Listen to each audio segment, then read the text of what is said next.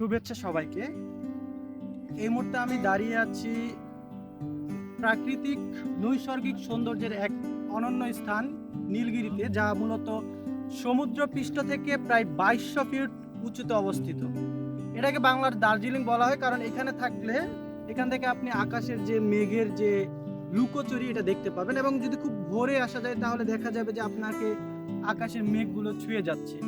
আকাশ যদি পরিষ্কার থাকে, এখান থেকে বাংলাদেশের সর্বোচ্চ যে পাহাড় কেওক্রাডং দেখা যাবে, এবং বাংলাদেশের যে প্রাকৃতিক সৌন্দর্যের আরেকটা অপার লীলাভূমি সমুদ্র সৈকত কক্সবাজার এখান থেকে দেখা যায়।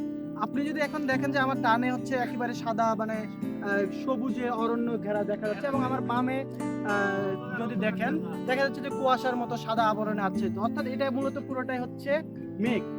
আমার বামে পুরোটাই মেঘ, আর পুরো ডান পাশে পুরোটাই ফাঁকা। তো এই যে সৃষ্টিকর্তার যে অপার যে কৃত্রিম খেলা বা লীলা খেলা, এটা আসলে আমাদের অনেকের বোঝা খুবই দায় হয়ে থাকে।